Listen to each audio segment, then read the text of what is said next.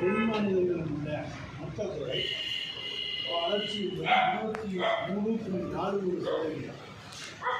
அதே நேரத்தில் வடமாநிலங்களுடைய மக்கள் தொகை வளர்ச்சி என்பது 24.39%. ஏறக்குறைய 1% குறைவு. எனவே அங்கே எந்த விதமான மறுவரை பிரச்சனையோ எந்த விதமான பிரச்சனைகளும் தொகுதி மறுவரையிலோ எண்ணிக்கையிலோ ஏற்படவில்லை. ஆனால் நாம் மக்கள் தொகையை கட்டுப்படுத்துகிறோம். அதனுடைய விளைவு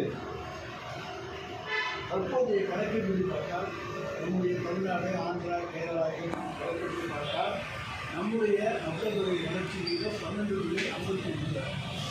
அதே நேரத்தில் வடமாநிலங்களுடைய வளர்ச்சி வீதம் என்பது 21.8. குடும்ப கட்டுப்பாடு அமல்படுத்தாத மாநிலங்களுடைய மக்கள் தொகை வளர்ச்சி வீதம் 21.8. ஏறக்குறைய 9% வித்தியாசம். இன்னும் 1% வித்தியாசமாக இருந்தபோது எந்த விதமான பிரச்சனைகளும் கிடையாது. ஆனால் தற்பொழுது 9% வித்தியாசப்படுகிறது. நம்முடைய தொகுதிகளுடைய எண்ணிக்கை குறைகின்றன. எனவே தொகுதி மறுவரை செய்யப்படுகின்ற பொழுது தொகுதிகளுடைய எண்ணிக்கை நாங்கள் குடும்ப கட்டுப்பாட்டை அமல்படுத்தியதாலே எங்களுடைய மக்கள் தொகையை குறைத்து இந்திய பொருளாதாரத்திற்கு உதவி செய்வதாலே நாங்கள் பாதிக்கப்படக்கூடாது என்பதை நாங்கள் இங்கே தெளிவுபடுத்தி குறிப்பிடுவோம்.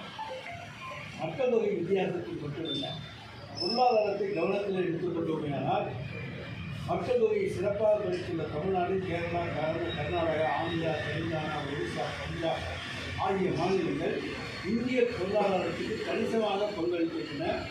அவற்றின் மொத்த மாநில உள்நாட்டு உற்பத்தி 36% ஆகும். ஆனால் மத்திய அரசிடமிருந்து திரும்ப கிடைக்கின்ற வரிப்பகிர்வு என்பது நமக்கு 27%. நாம் 36% மாநில உற்பத்தியை இன்றைக்கு பெருக்கி இருக்கின்ற பொழுது நமக்கு கிடைக்கின்ற வரிப்பகிர்வு என்பது 27%. அதுவே பீகார், உத்தரப்பிரதேசம், மத்திய பிரதேசம், ராஜஸ்தான் ஆகிய மாநிலங்கள் அவைகளுடைய மாநில உள்நாட்டு உற்பத்தியுடைய பங்கு என்பது 20%. நம்முடைய பங்கு என்பது 36, அவர்களுடைய பங்கு என்பது 20%.